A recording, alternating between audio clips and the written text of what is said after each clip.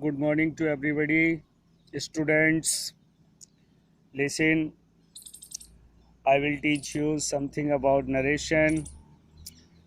अपना topic narration चल रहा है। पिछले वीडियो में मैंने आपको इंटरोगेटिव और असर्टिव सेंटेंस समझाए थे।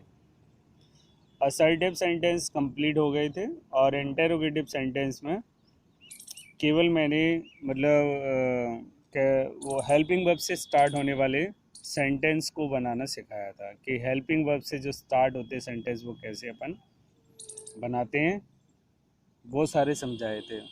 यदि रिपोर्टेड स्पीच का वाक्य हेल्पिंग वर्ब से प्रारंभ होता है तो इन्वर्टेड कॉमा हटाने के लिए हम इफ़ का प्रयोग करते हैं। इसका प्रयोग करते हैं इफ़ का। आज मैं आपको बताऊंगा कि दो इंटरोगेटिव सेंटेंस जो होते हैं वो दो तरीके के होते हैं। एक तो हेल्पिंग वर्ब से प्रारंभ होता है और दूसरा WH वर्ड से प्रारंभ होता है। तो हेल्पिंग वर्ब से प्रारंभ होने वाले वाक्य तो मैंने आपको समझा दिए थे कि उनको हम कैसे बनाते हैं। अब मैं तुम्हें बताता हूँ कि WH वर्ड से प्रारंभ होने वाले वाक्यों में क्या करते हैं। तो सबसे पहले देखो मैंने लिख रखा है, उसको पढ़ते हैं कि यदि रिपोर्टेड स्पीच का वाक्य WH वर्ड से प्रारंभ हो तो इन्वर्टेड कॉमा हटाने के लिए WH वर्ड्स का ही प्रयोग करते हैं। अगर हेल्पिंग वर्ब से प्रारंभ होता है तब तो हम इन्वर्टेड कॉमा हटाने के लिए क्या बोलते हैं, इफ़ का प्रयोग करते हैं। और अगर WH वर्ड से ही प्रारंभ हो रहा है तो इन्वर्टेड कॉमा हटाने के लिए हम WH वर्ड्स का ही प्रयोग करते हैं। बाकी के जो रूल्स रेगुलेशन हैं इसके इनडायरेक्ट स्पीच के वो सेम हैं, उसी प्रकार से हैं। जैसे अपन वाक्य को पॉजिटिव बनाएंगे तो वो तो बनाएंगे ही। इंटरोगेटिव सेंटेंस का हम पॉजिटिव सेंटेंस बनाएंगे जब डायरेक्ट से इनडायरेक्ट बनाएंगे। तो जैसे देखो मैंने एक एग्जांपल के तौर पे समझाया है। She said to me inverted comma what where do you live और क्वेश्चन मार्क। अब ये क्या है, इनडायरेक्ट स्पीच है, WH वर्ड से प्रारंभ हो रहा है। और वैसे अपन ये कह सकते हैं इंटरोगेटिव सेंटेंस है लेकिन WH वर्ड से प्रारंभ हो रहा है। अब इसको बनाएंगे कैसे, इसको बनाएंगे देखो हम सॉल्व करेंगे, इनडायरेक्ट बनाएंगे तो अब WH वर्ड से प्रारंभ होता है तो हम सेड या सेड टू को किससे बदलते हैं, आस्क्ड में। तो ये बनेगा she asked me. WH words ले लो वेयर। अब बाकी को पॉजिटिव बनाओ। इन्वर्टेड कॉमा हटाने के लिए WH वर्ड्स का ही प्रयोग करेंगे क्योंकि ये WH वर्ड से प्रारंभ हो रहा है। तो इन्वर्टेड कॉमा हटाने के लिए वेयर लगा दिया। अब बाकी पॉजिटिव बनाओ। पॉजिटिव बनाने के लिए सबसे पहले क्या लेते हैं, सब्जेक्ट क्या है, यू क्या है, सेकंड पर्सन, किससे चेंज करेंगे, ऑब्जेक्ट से। ऑब्जेक्ट क्या है, मी का सब्जेक्ट क्या बनेगा, आई लिख दिया। अब डू डज का पैसिव किस में बनता है, वैसे प्रेजेंट। ये डू डज किस में आता है पहले तो ये बताओ।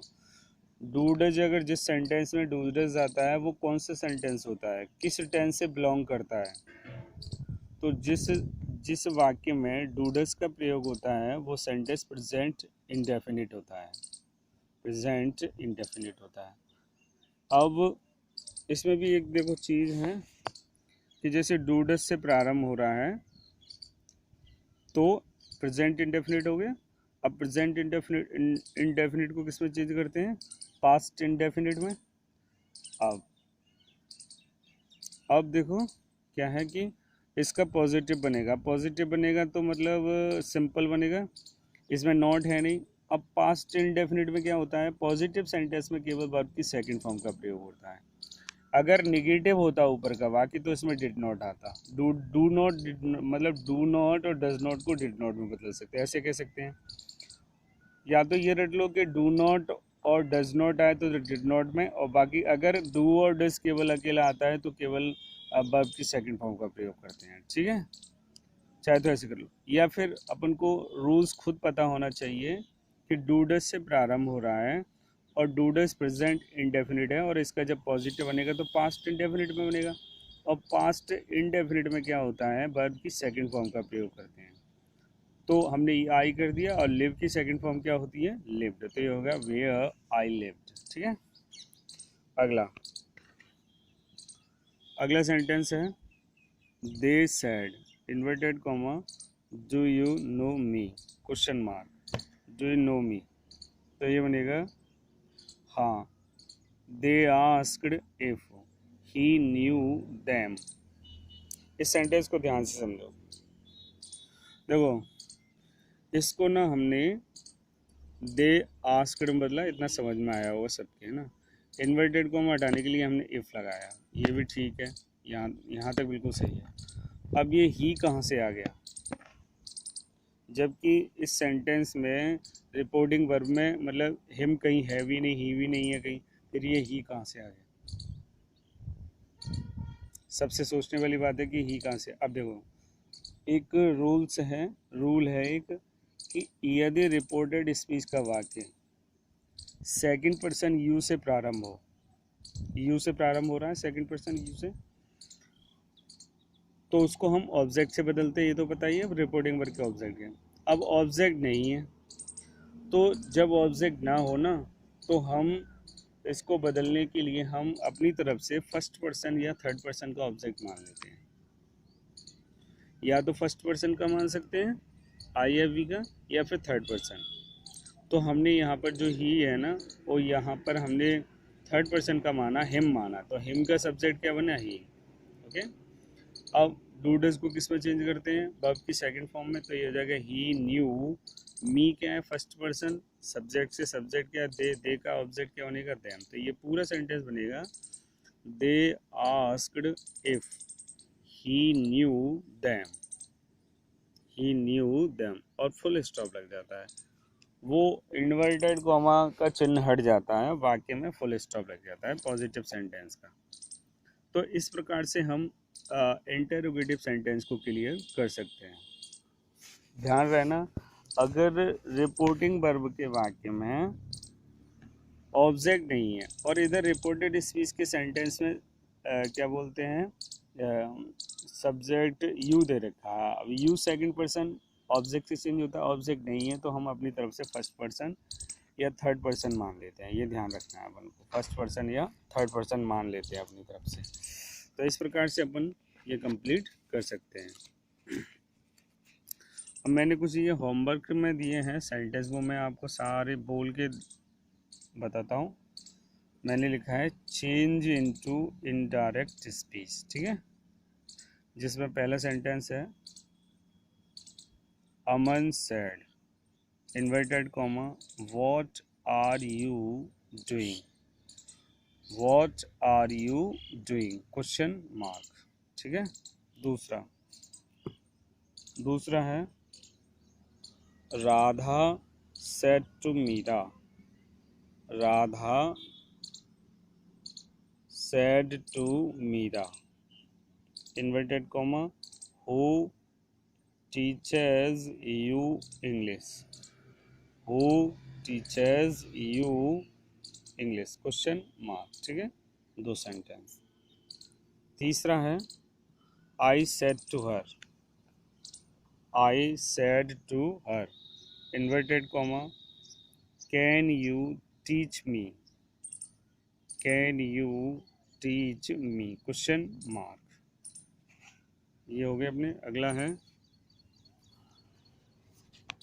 अगला सेंटेंस है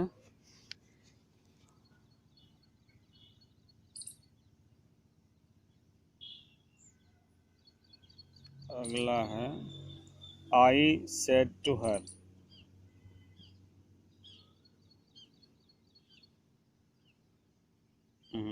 अगला है द बॉयज सैड, दोनों मैंने मिक्स दिए हैं। The boys said inverted comma we want to play a match, we want to play a match. 5 number का है Suresh said inverted comma will you tell me, will you tell me something about it. Will you tell me something about it? Question mark. Okay. Next.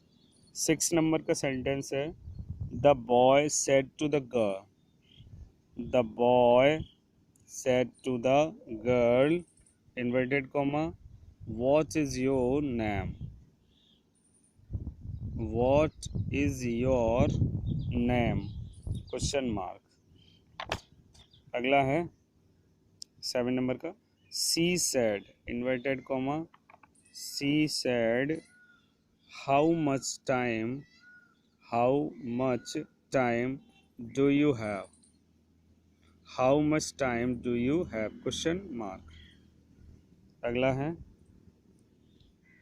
they said, inverted comma, why are you beeping loudly? Why are you beeping loudly? Question mark. अगला sentence है 9 सरिता said to Meera. Sarita said to Meera, who comes to your house daily? Who comes to your house daily? Question mark.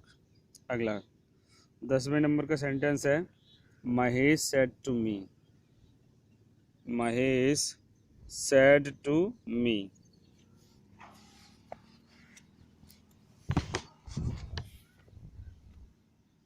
Mahesh said to me.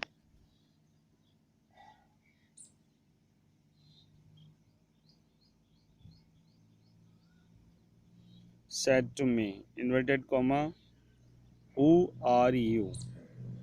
Who are you? Mahesh, दोबारा सुने, Mahesh said to me, who are you? Question mark. एक ये last जो sentence है वो थोड़ा अलग है. ये है she said, inverted comma, which book do you like? Which book do you like? Question mark. इसमें इस प्रकार के जब सेंटेंस आते हैं मैं आपको समझा दूं. जैसे इनडायरेक्ट स्पीच के इनडायरेक्ट बनाते समय और रिपोर्टेड स्पीच के वाक्य में हाउ मच, हाउ मैनी या विच बुक, इनके साथ जो मतलब अगर इनसे सेंटेंस स्टार्ट होते हैं तो इनडायरेक्ट बनाते समय इनके साथ जो नाउन होता है ना, मतलब WH वर्ड्स इन्वर्टेड कॉमा हटाने के लिए तो WH वर्ड्स का तो प्रयोग करेंगे. तो ये हाउ मच, हाउ मैनी तो आएंगे ही, या ये विच आएगा. लेकिन इनके साथ एक चीज़ और आती है, इनके साथ जो नाउन जुड़ा हुआ होता है वो साथ आता है. जैसे अपन इसी 11वां जो सेंटेंस मैंने आपको दिया है वो भी इसी तरीके से बनेगा कि जैसे इसमें दे रखा है, जैसे ये है ना कि which book do you like. तो ये सेंटेंस मैं आपको बना के बताता हूँ. सी आस्क्ड विच बुक पूरा लिया जाएगा. सी आस्क्ड विच बुक. अब यहाँ से पॉजिटिव बन जाएगा. यू सेकंड पर्सन, ऑब्जेक्ट से ऑब्जेक्ट है नहीं, अपनी तरफ से मान लेंगे आई, या ही मान लो या सी मान लो. तो ये आई, अब डूडस को किस पर चेंज करते हैं, वर्ब की सेकंड फॉर्म. तो ये हो जाएगा आई लाइक्ड. I liked. तो ये पूरा सेंटेंस बनेगा she asked which book I liked. She asked which book I liked. इस प्रकार से हम सेंटेंस को कंप्लीट कर सकते हैं. तो इस बात का विशेष ध्यान रखना है कि यदि रिपोर्टेड स्पीच का वाक्य हाउ मच, हाउ मैनी, या विच बुक, विच से स्टार्ट हो तो इनके साथ जो नाउन जुड़ा हुआ आएगा उसको साथ लेके आएंगे इन्वर्टेड कॉमा हटाने के लिए. ऐसा नहीं है कि मतलब विच बुक ले लिया हमने या मतलब हाउ मच ले लिया और उसके साथ नाउन को नहीं लिया, तो उस नाउन को कहाँ ले जाओगे. तो इसको ध्यान रखना है. ये सेंटेंस जब बनाओगे तो आप इसी तरीके से बनाए, इनके साथ जो नाउन होगा उसको साथ लेके आएंगे. ठीक है. इस प्रकार से हमारे इंटरोगेटिव जो सेंटेंस हैं वो कंप्लीट हो गए हैं. और मैंने ये आपको होमवर्क भी दे रखा है. 10 सेंटेंस है, ये होमवर्क के लिए हैं. इनको पहले सारे रूल्स पढ़ोगे, जितने भी पहले मैंने आपको रूल्स लिखाए हैं उन सारे रूल्सों को पढ़ोगे, उनको अंडरस्टैंडिंग करोगे, अच्छी तरीके से उनको समझोगे. जब अच्छी तरीके से समझ में आ जाए उसके बाद आप इन जो मैंने ये होमवर्क के लिए सेंटेंस दिए हैं उनको फिर आपको बनाना है. अच्छी तरीके से बना करके सही तरीके से फिर मुझे आप दिखाना, मैं उनको चेक करूँगा। Okay, thank you.